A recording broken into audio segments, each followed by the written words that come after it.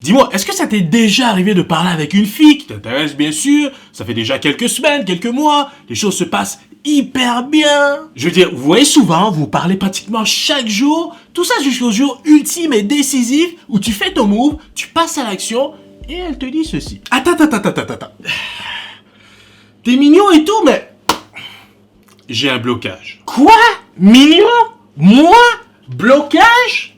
Ouais, je sais, c'est chaud. Le truc, mon gars, c'est qu'elle ne t'a pas totalement friendzone, hein, mais il y a quelque chose que tu fais ou que tu dis qui la refroidit. Quand t'as 12 ans, te faire appeler mignon, c'est un peu normal, hein, ça fait partie du game comme on dit. Mais quand t'as 17, 18, 19 ou même 20 ans, te faire appeler mignon par ton crush, à moins que c'est déjà ta copine ou encore ta mère, ta tante, à part ça, corrige-moi si je me trompe, mais ça ne passe plus. Messieurs, dans cette vidéo, on va regarder ensemble comment passer de mignon à beau gosse. Hein? Alors si ça t'intéresse, passons à la vidéo.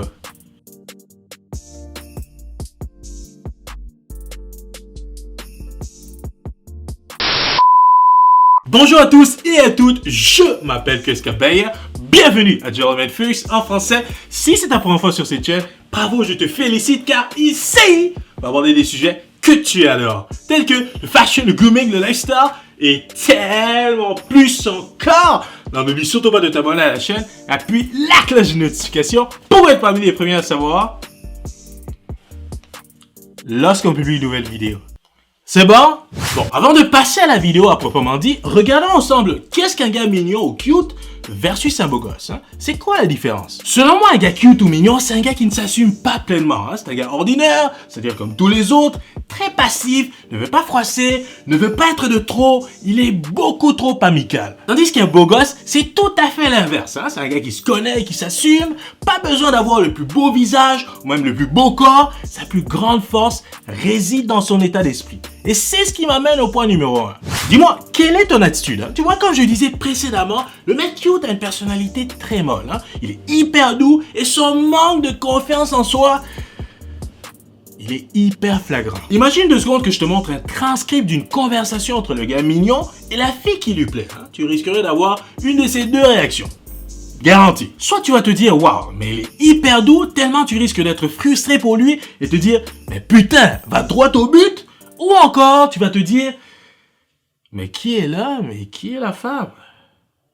Et là aussi, il y a un problème. Tandis qu'un beau gosse prend le contrôle de la situation. Hein. Son attitude, sa démarche, sa façon de parler, transpire la confiance en soi. Puis, je le dis et je le répète, mais confiance ne rime pas avec arrogance ou manque de respect.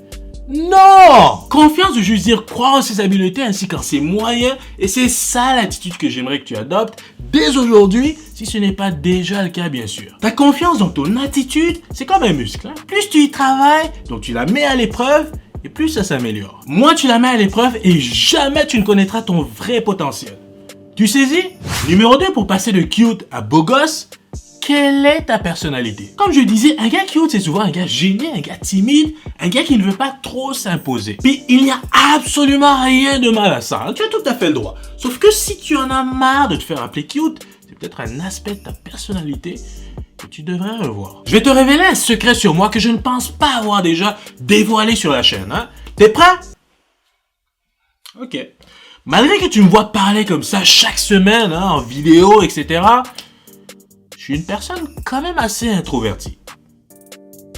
C'est sérieux. Puis là, je t'entends, tu dis sûrement, mais non. Quoi? Toi, Chris, toi, introverti? Tu te fous de ma gueule. C'est pas vrai. Pourtant, c'est tout à fait vrai. À la base, je suis quelqu'un d'assez calme, réservé. J'adore rester à la maison. Mais tu sais ce que j'ai compris il y a déjà plusieurs années? La vie appartient à ceux qui vont la chercher. Il y a des moments pour être calme et silencieux, et des moments pour être social et ouvert. Ici aussi, tout est une question de pratique. Être drôle, c'est une question de timing, intellect, confiance, pratique. Et être social, c'est purement un apprentissage. Hein? Travaille sur ta personnalité.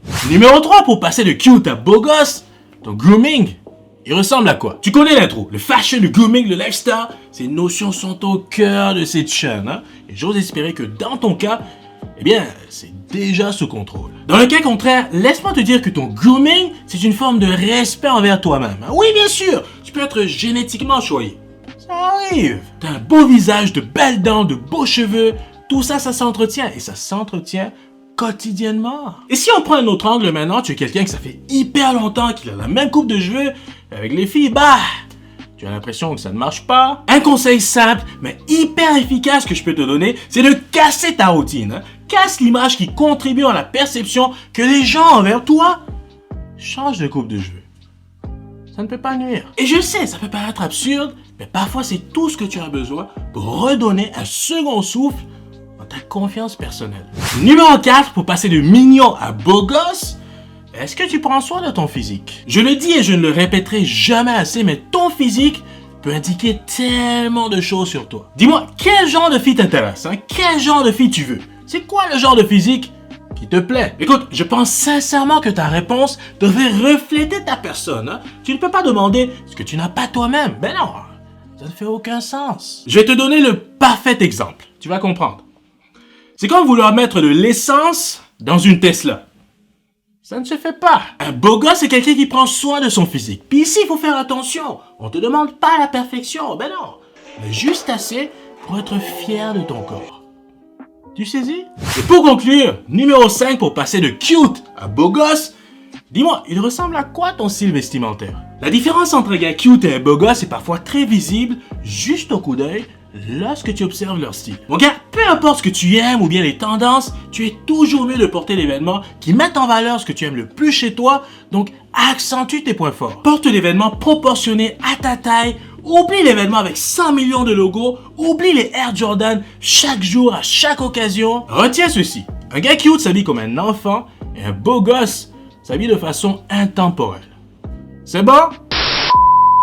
Alors messieurs, voilà, c'est ce qui complète cette vidéo. J'espère que vous avez apprécié. Dites-moi, quel est l'élément qui vous a le plus marqué? Je veux vous entendre dans les commentaires. Comme à l'habitude, n'oubliez pas de mettre un petit j'aime à la vidéo, c'est énormément. John Medfust à se faire découvrir. Je m'appelle Chris Kabeya. Merci énormément d'avoir regardé cette vidéo jusqu'à la fin. On se voit bientôt. Peace!